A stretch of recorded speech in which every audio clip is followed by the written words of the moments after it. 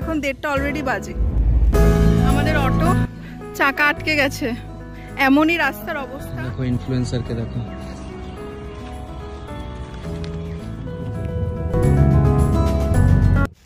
আমরা জঙ্গলে হারিয়ে গেছি। Hello everyone, welcome back to my channel.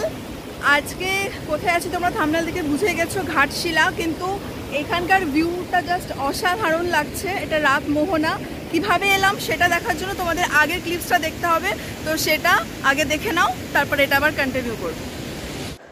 Ghatshila আসতে গেলে হাওড়া থেকে যে কোনো ট্রেন ধরে তোমরা ঘাটশিলা আসতে পারবে। সময় লাগে 3 থেকে 3.5 ঘন্টা। আজকে আমাদের ট্রেনের টিকিট কাটা ছিল জনশতাব্দীতে, কিন্তু দুর্ভাগ্যবশত ট্রেন ছাড়ার কথা ছিল 6টা 20-তে, কিন্তু ট্রেন এখন রিশিডিউল করে ছাড়বে 12টায়। তো সেই জন্য আমরা ইস্পাত এক্সপ্রেসের টিকিট কেটে এখানে উঠে পড়ি, আর আগের টিকিটটা ক্যান্সেল করে দিয়েছিলাম। তো যাই হোক, এখন একটুখানি ব্রেকফাস্ট করে নিচ্ছি। তোমরা যারা ঘাটশিলা আসবো ভাবছো, তারা যে কোনো ট্রেন ধরে, মানে হাওড়া থেকে 2-3টে ট্রেন আছে, সেখান থেকে তোমরা 3 থেকে 3.5 ঘন্টার মধ্যে ঘাটশিলা পৌঁছাতে পারো। ট্রেন লাইনের কাজ চলার কারণে এই ট্রেনগুলো এখন প্রচণ্ড পরিমাণে লেট করছে, না হলে এতটা পরিমাণ লেট করে না। এই ভিডিওতে শুধুমাত্র ঘাটশিলাই নয়, এছাড়াও আমরা অনেক কটা জায়গা ঘুরবো।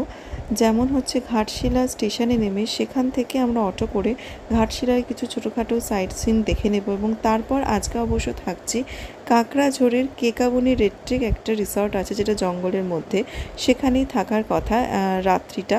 আর পরের দিন আবার আমরা চলে যাচ্ছি বেলপাহাড়ির সাইট সিন করতে। ঘড়িতে এখন বাজে 10:30। আমরা ঘাটশিলা স্টেশনে নেমে গেছি। ট্রেন লেট করার কারণে 9:30টার টাইম ছিল, সেখানে 1 ঘন্টা লেট হয়ে 10:30টায় আমরা পৌঁছেছি।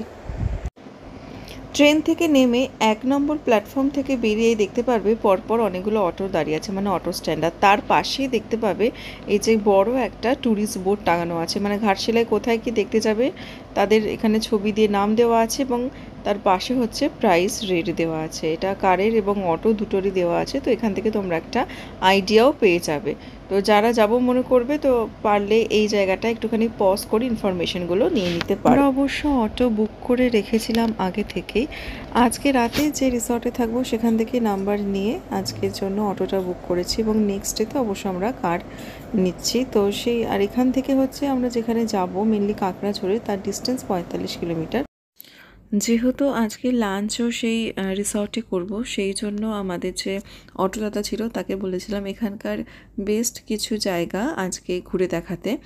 বাকিটা পরের দিন, মানে নেক্সট ডে ফেরার সময় আমরা বাকি যেগুলো আজকে দেখা হবে না ঘাটশিলা, সেটা কভার করব। তো সেই জন্য আজকে উনি এখানে নিয়ে যাচ্ছেন। তো এখন যাচ্ছি হচ্ছে রাত মোহনা, নিচ দিয়ে বয়ে যাচ্ছে হচ্ছে সুবর্ণরেখা নদী। দেখতে পাচ্ছ কি অসাধারণ একটা ভিউ। অত ছোট ছোট এখানে ওয়াটারফলসগুলো আছে, আর সত্যি জায়গাটা কিন্তু খুব সুন্দর। কলকাতার এত কাছে এত সুন্দর একটা জায়গা যে আছে, সত্যি আমরা জানতাম না। তবে ঘাটশিলার হচ্ছে প্রপার ঝাড়খণ্ডে, আর আমরা কিন্তু এখান থেকে যাব কাকড়াঝোড়, সেটা আবার বেঙ্গলের মধ্যে পড়ছে। যারা জঙ্গল ভালোবাসো ঝর্ণা নদী, তাদের জন্য আমি বলবো ঘাটশিলা বেলপাহাড়ি এই জায়গাগুলো কিন্তু খুবই সুন্দর, আর যেটা কিনা মাত্র 2 দিন 1 রাতের মধ্যে ঘুরে আসতে পারবে কলকাতার কাছে। এই 2 দিনের জার্নিতে যাবতীয় যা কিছু আমরা ফেস করব, সেটা পজিটিভ হোক বা নেগেটিভ, পুরোটাই তোমাদের সাথে শেয়ার করব। আর ভবিষ্যতে যারা মনে করছো এখানে যাবে, তারা কিন্তু অবশ্যই ভিডিওটা কেউ স্কিপ না করে দেখবে। এরপরে অটোদাদা আমাদের নিয়ে যায় এই জঙ্গলে, আর বলে যে এখানে আছে সিদ্ধেশ্বরী মায়ের মন্দির। তো এখানে একটা মজার ঘটনা ঘটেছিল আমাদের সাথে। জঙ্গলের পথে ঘুরতে ঘুরতে প্রায় হারিয়ে যাওয়ার মতো অবস্থা হয়েছিল, কারণ কোনো মন্দির আমরা কিন্তু খালি খুঁজে পাইনি।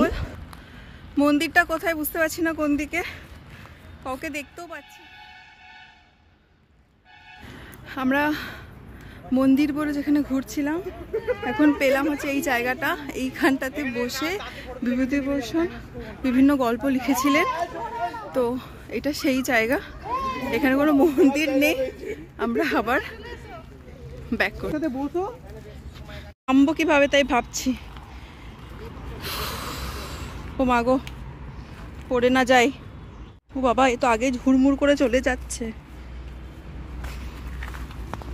এইরকম অবস্থা রাস্তার, রাস্তা পুরো খারাপ। তো যাই হোক, ফুলডুংরি পাহাড় দেখে, মানে ওটা ছিল ফুলডুংরি পাহাড়, তো ওখান থেকে নেমে আমরা এখন যাচ্ছি। রাস্তাটা দেখতেই পাচ্ছ, দুধারে পুরো সবুজের সমারোহ, খুবই সুন্দর। চারিদিকে হচ্ছে সমস্ত চাষের জমি, ক্ষেত, আর ওই যে দূরে দেখতে পাচ্ছ আবছা মতো, এটা হচ্ছে ছোট ছোট টিলা, পাহাড়ের মতো ছোট ছোট টিলাই বলতে পারো। খুবই সুন্দর রাস্তাটা। তবে যেহেতু আগস্ট মাস, তো প্রচণ্ড কিন্তু গরম। আগের দিন শুনলাম হচ্ছে বৃষ্টি হয়েছে, আজকে বৃষ্টি না হওয়াতে কিন্তু বিভৎস গরম ছিল। তো যারা শীতে আসবো ভাবছো তাদের জন্য মনে হয় ওয়েদারটা ভালো থাকবে, কিন্তু আমরা এই টাইমেই এসেছি মনসুনেই, যেহেতু ঝর্ণা টর্নাগুলো দেখার জন্য।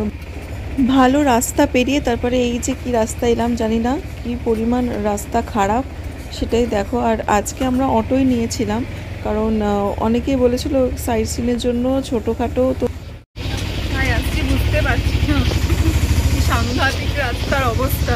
দেখি সাইডে এরকম পাহাড়, পাথুরে, আর এইরকম রাস্তা।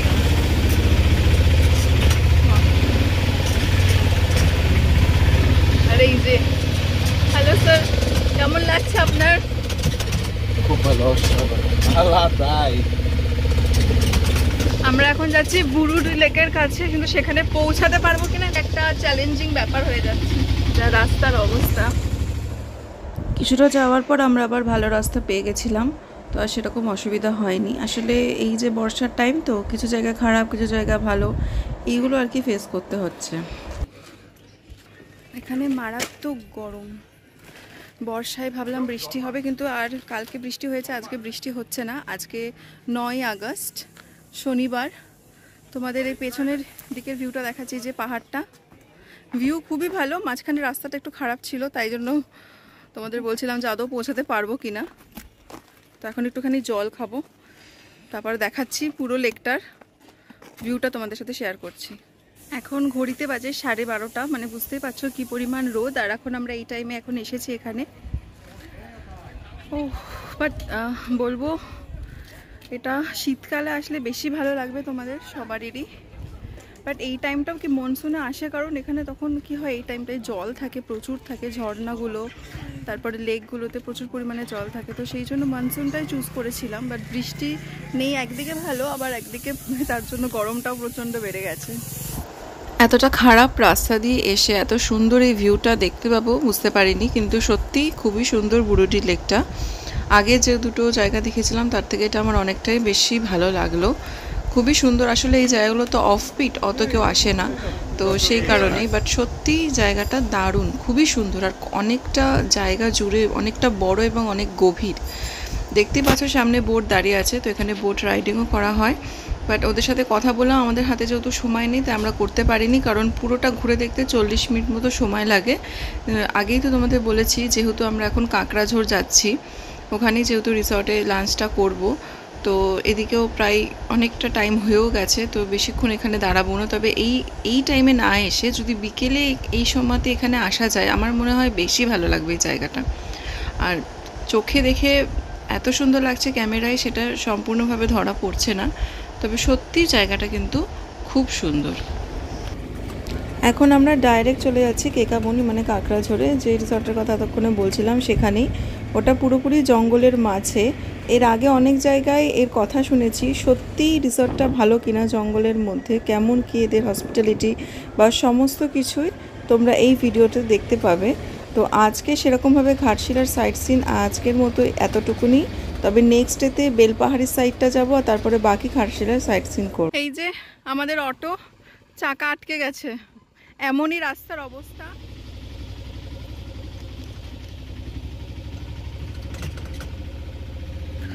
ফাইনালি আমরা কেকাবনি যে রেট্রিক আছে সেখানে, যে রিসর্টটা যেটা একদম জঙ্গলের মধ্যে, সেখানে পৌঁছে গেছি। এখানে আমাদের একটা টেন্ট রুম নেওয়া আছে, কটেজ নেওয়া আছে, তো সেটা তোমাদের সাথে শেয়ার করব। তো যেহেতু দেরি হয়ে গেছে, তো রুমের ভিউ পরে দেবো, আগে লাঞ্চটা সারবো, তারপরে রুমের ভিউ দেবো।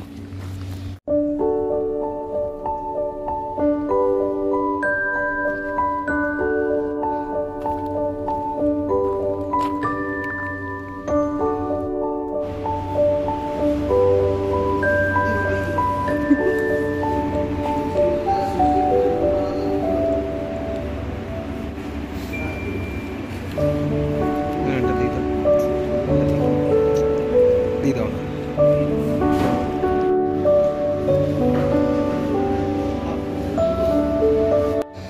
যাওয়ার সাথে সাথে ওরা খুব সুন্দর একটা ওয়েলকাম করেছিল আর একটা ওয়েলকাম ড্রিঙ্কও হাতে ধরিয়ে দিয়েছিল। পুরো জায়গাটা তোমাদেরকে ঘুরে দেখাবো, আমি জাস্ট রিসেপশনের কিছু কাজ বাকি ছিল তো সেই জন্য এখানে এসেছিলাম।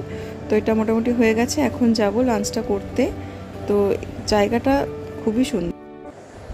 তো লাঞ্চে যেটা আছে দেখতেই পাচ্ছ, শালপাতায় মোড়া থালা ওদের এখানকার আর কি, এটাই স্পেশালিটি, সমস্ত কিছু শালপাতায় মোড়া। তো ভাত, পাঁপড়, এদিকে আলু ভাজা, বেগুন ভর্তা, মাছ, আলু পোস্ত, ডাল, একটা বড়ার তরকারি এবং চাটনি। তো খুবই ঘরোয়া একটা খাবার, কিন্তু খাবারের টেস্ট কিন্তু খুবই ভালো ছিল। এটা দেখে বুঝতেই পারছো এটা ওদের ডাইনিং হল, আর ওই পাশে হচ্ছে কিচেন আছে। তো আর এখানে একটা বাচ্চাদের জন্য ছোট একটা খেলার জায়গা মতো করে দেওয়া আছে। এখানে মাইক, স্পিকার সব কিছুই লাগানো আছে, মানে ছোটোখাটো আর কি গান বাজনার হয় আর কি। তো মোটামুটি বেশ বড়ই জায়গাটা। তো আমাদের খাওয়া দাওয়া হয়ে গেছে, এখন যাব দেখে নেব রুমটা কেমন কি আছে। তো এই জায়গাটা থেকে বেরিয়েই পুরো তোমাদের ভিউটা দেখাচ্ছি উপর থেকে। পুরো ধাপে ধাপে করে এই কটেজগুলো করা আছে।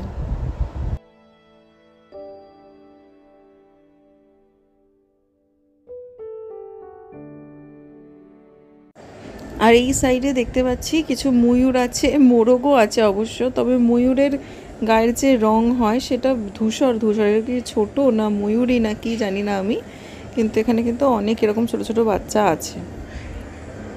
তো এখন যাচ্ছি আর কি রুমে, তোমাদের রুম ট্যুরটা দিয়েই দেব। এইটা কাস্টারটা হলে ভালো হতো।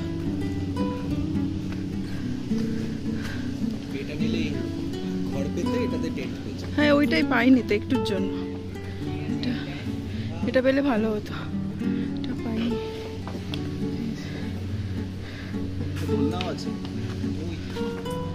হ্যাঁ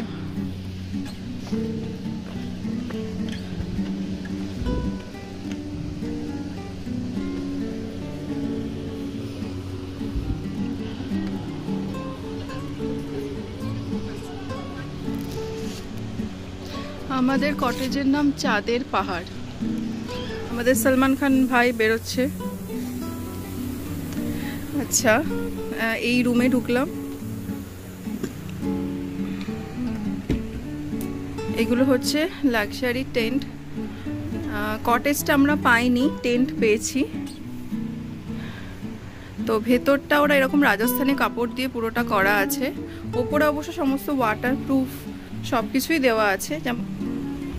এটা হচ্ছে একটা ক্যাবিনেট দিয়েছে, তো রুম টুর যেহেতু করছি, এটা একটা ক্যাবিনেট আছে বড়, আর তার সাথে হচ্ছে দেয়া হয়েছে দুটো চেয়ার, একটা টেবিল কাঠে, ডাস্টবিন আছে, টিভি আছে, এসি আছে, আর এই যে এইখানে কফি চায়ের জন্য যাবতীয় যা যা দেওয়া হয় সমস্ত হোটেলে সেগুলি দেওয়া আছে। এখানে গরম জল করার আছে, ওয়াইফাই আছে, ফোন আছে, এখানে আর একটা ফ্যান অ্যাড করা আছে। যেহেতু টেন্ট ওপরে ফ্যান নেই সেই কারণে এখানে ফ্যান, আর এখানে এসি দেওয়া আছে। আচ্ছা কি বলছো? ছাতা আছে, আচ্ছা আচ্ছা ঠিক আছে। আর এই যে এটা বেড, দুজন শোয়ার মতো বেড আছে। আচ্ছা কি, হ্যাঁ দেখিয়েছি।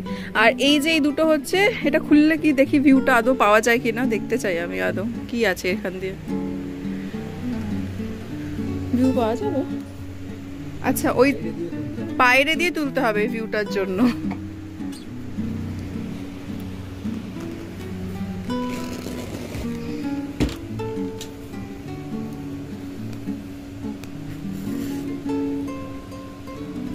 এই যে এরকম ধরনের, তাহলে এইরকম ভিউ পাওয়া যাবে। এই যে যেহেতু রোদ আসছে দরকার নেই, কিন্তু টেন্ট বলে যে গরম সেটা কিন্তু একদমই নয়, কারণ এসির জন্য ঘর পুরো ঠান্ডা আছে। মেন পার্ট হচ্ছে ওয়াশরুম, ওয়াশরুমটা দেখিয়ে দিই কেমন আছে।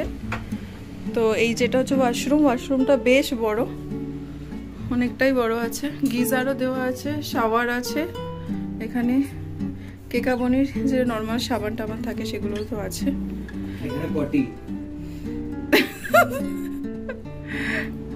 আর এগুলো পুরোটাই হচ্ছে মার্বেলের বা টাইলসের, পুরোটাই নিচটা ফ্লোরটা আর কি। এখানে বেসিন আছে, বেসিনের সাথে এরকম একটা ড্রয়ার আছে, কিছু রাখতে গেলে। ড্রয়ারে কিছু আছে নাকি দেখিনি, না ড্রয়ারে কিছু নেই।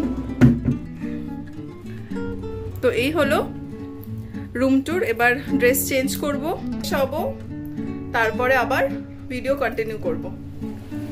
অলরেডি বৃষ্টি শুরু হয়ে গেছে, তোমরা বুঝতে পারবে কিনা জানি না। এই যে, কারণ আজকে মারাত্মক গরম ছিল বলেছিলাম, তো সেই জন্য বৃষ্টি অলরেডি শুরু কিন্তু হয়ে গেছে। এই যে, খুব যে অনেক জোরে বৃষ্টি হয়েছে সেটাও নয়।